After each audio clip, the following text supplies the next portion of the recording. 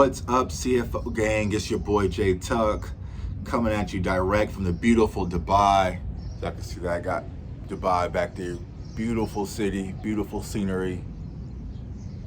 Having a good time out here. It's still early, man. It is early because I'm like 9 hours ahead of y'all, normally where I'm at. So I got up this morning like at 4 a.m. Yeah, you know how I do. But it's like 7:30 back at home. So I just did the live stream with my Pick Six family, formerly known as Star Gang. Salute to them. Jumped into some Twitter spaces talking some Cowboys content. So I got to come talk to my people, man. So we're having a good time out here. Going to be out and about doing some sightseeing. So I'll definitely get some video footage of that. But I want to talk about the Cowboys right now. You don't know how we do, man. Even on vacation, we still got work. So Cowboys have canceled the rest of their mini camp. It's a mini camp. So we only have 1 day of practice. Looks like they're doing some team building stuff. You know, going to Top Golf, bowling, probably comedy events, whatever. Just kicking back and relaxing. And, you know, I kind of joked about, canceling practice. But you have to understand, like, one of the most important aspects when it comes to building a championship team is building that cohesive unit. And I feel like we really had that last year. I feel like last year was like the first time as a Cowboys fan, I kind of sat back and felt like the players actually liked each other. You know what I'm saying? They were really, could connected as a unit. And we kind of saw that throughout Hard Knocks and also throughout the season. So it's very important to create that locker room culture. And I feel like that's what Mike McCarthy is trying to do. Now, the downside of that is we have a lot of young players. Jalen Tolbert, Sam Williams, Tyler Smith, Jake Ferguson, like a lot of players that we're thinking, really going to come in and need to impact our season out the gate, especially earlier on. So every rep is important. So it's a gift and a curse. But, other teams are doing it, like my guy Professor O just said. The Eagles are doing it. I think the 49ers are doing it. They do it across the NFL. So it's not just like the Cowboys are just resting. Now, what you're going to hear the media, they're going to cherry pick. They're going to say, Cowboys taking breaks and blah, blah, blah. I get that. But like I said, team building is something you definitely got to pay attention to. So only had 1 day of camp. So my thoughts on camp, mandatory camp, not too much news. I think you're starting to hear a lot about the wide receiver core, which is kind of like a lot of people uncertain. TJ Vasher, y'all know high on TJ Vasher. Had a great camp thus far. You're starting to see his name buzz a little bit. So that's what we got to pay attention to. Who's buzzing?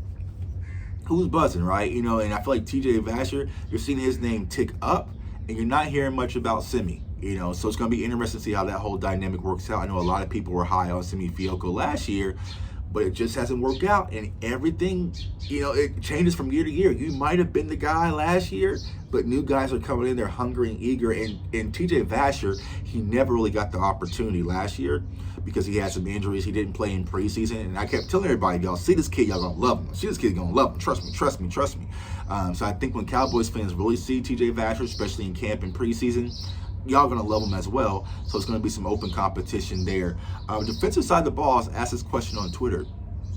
Like, we saw Diggs take the jump from year 1 to year 2 and become amongst the NFL elite. I don't care what PFF or anybody's telling you. Trayvon Diggs is one of the top cornerbacks in the NFL, period. But who can be that second-year guy to really make that jump? And I believe it's Osa Odighizuwa, y'all. I loved Osa last year. He's put on more size. He got great reps. I feel like we're going to be sitting back thinking, God damn, Osa is that guy. And I feel like if you really watch Osa last year, man, Micah Parsons was just so loud with everything he was doing. He was cutting up that Osa really kind of got overshadowed. But I think this year you're going to see an uptick when it comes to Osa Odighizuwa, where you can see him being mentioned, as a different level to caliber player, especially for Dallas Cowboys. And you're going to have a full season of Neville. You're going to have Osa, be able to move him around a little bit. So I'm excited to see Osa Odighizuwa. Now, the other question I was asked, you had Diggs who took the second-year jump. Who can be that rookie that's going to come out, surprise everyone, just tear up the league if you had to put all your chips on that guy? And to be honest with you, I'm kind of conflicted, right?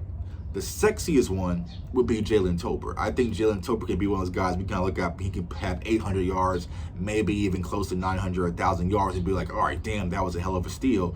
But I think the non-sexy pick I'm going to lean towards, I think it's going to be Tyler Smith. I think Tyler Smith's impact will be felt day one. Now, y'all know I love this content. I love doing Cowboy stuff, talking Cowboy stuff. I do this for y'all. I had a 14-hour flight. And what did I do? It's like a madman. I watch film. And a few games that I went back and really watched was the Denver game. I like to watch the games we lost because I want to figure out what the hell happened. And when you look at that game, man, we got beat up in the trenches, and our offensive line, Terrence Steele at left tackle, just got dominated. So I feel like from Tyler Smith's standpoint, he's going to be extremely important, not only to play left guard, but I think he is going to give us some swing tackle. My guy, Professor O. Nix, I agree we should bring in another swing tackle, a veteran guy, but I feel like Tyler Smith is going to give us that flexibility if something happens to Tyron. You'll be able to kick him outside and he'll be decent, plug Connor McGovern in. I feel like it won't be a drastic fall off, because we all seen in past years, as soon as Tyron Smith goes out, things kind of dwindle away as far as the offensive productivity with the offensive line. So I feel like Tyler Smith is our most valuable rookie piece in addition to this team, where you're going to see immediate impact. Like I said, there might be some few games we're kind of watching, kind of a little struggle right now, but I feel like it's starting off at left guard. He's going to be perfectly fine, but if something happened, I feel like he's going to be the guy they're going to consider kicking out and maybe plugging in Connor McGovern, which kind of gives us that position flex. I do not see the case where you might see Terrence Steele moving back to left tackle. I feel like that whole experiment is done and gone. So Terrence Steele would be our right tackle. So those are my two guys. Rookie impact, I'm going with Tyler Smith. Second year jump, I'm going with Osa Odighizuwa. But I am not upset about the Cowboys canceling camp.